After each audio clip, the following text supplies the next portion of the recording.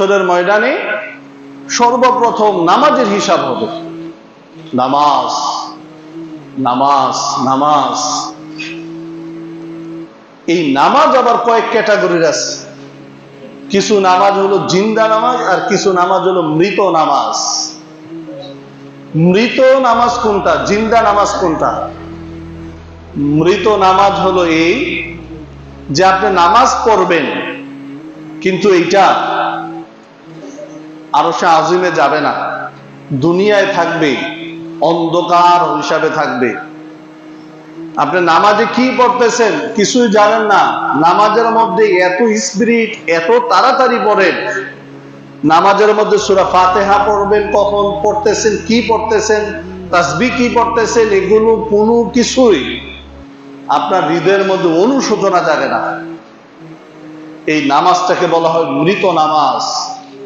এই নামাজকে নামাজি চোর বলা হয়। রাসূল সাল্লাল্লাহু আলাইহি ওয়াসাল্লাম বলেছেন, দুনিয়ার মধ্যে সবচেয়ে বড় চোর হলো যে নামাজের মধ্যে চুরি করে। সাহাবায়ে কেরাম বলছেন, ইয়া আল্লাহর নবী, নামাজের মধ্যে চুরি করে আবার এটা কেমন কথা? তখন রাসূল সাল্লাল্লাহু আলাইহি ওয়াসাল্লাম বলেছেন যে নামাজের মধ্যে চুরি ওই সমস্ত ব্যক্তিরা করে যারা নামাজের যথাযথভাবে রক্ষা করে না, যথাযথভাবে রুকু করে না, যথাযথভাবে সিজদা করে না, যথাযথভাবে তাসবিহ পাঠ করে না, যথাযথভাবে কেরাত পড়ে না, যথাযথভাবে দোয়া পাঠ করে না।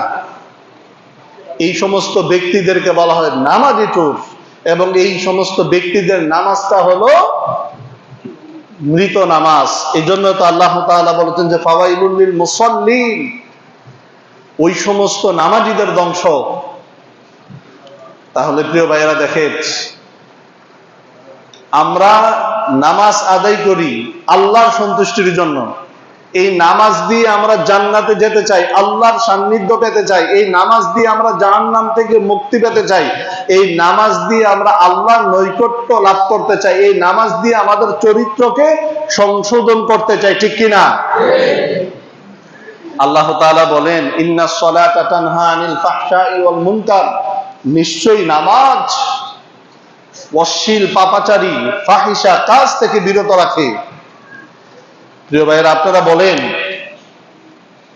এই নামাজ আল্লাহ বলেছেন যে ফাহিশা, অশ্লীল, নাফরমানি কাজ থেকে বিরত রাখে, কিন্তু আমরা 20 বছর, 30 বছর, 40 বছর, 50 বছর নামাজ পড়তে পড়তে পড়তে পড়তে ত্যক্ত হয়ে গেলাম, এখনো আমাদের চরিত্রটা সংশোধন হলো না। এতে করে কি আল্লাহর কথাটা বেঠিক না আমাদের চরিত্রটা বেঠিক? আমাদের চরিত্রটাই সংশোধন হচ্ছে না। না হওয়ার পিছনে আল্লাহর কথা অনুযায়ী আমরা নামাজি হতে পারলাম না। এই জন্য প্রিয় ভাইয়েরা, এই বিষয়টা খেয়াল করা দরকার। ভাইয়েরা, নামাজটাকে নামাজের মতো পড়া দরকার আছে কিনা? আরেকটু আসতে বলুন, আছে কিনা? তাহলে আমাদেরকে কি করতে হবে ভাই? ধীরস্থির ভাবে পড়েন।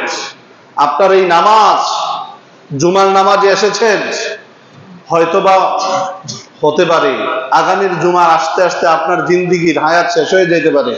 এই জুমার নামাজটাই যদি জীবনের শেষ নামাজ হয়ে যায়, তাহলে আপনি যে জুমার সালাত আদায় করে ফরজ 2 রাকাত পড়ে চলে যাচ্ছেন, তাহলে এই নামাজ কি হবে? প্রিয় ভাইয়েরা, এই নামাজের বিষয়টা আমরা খুব গুরুত্ব দেওয়া দরকার।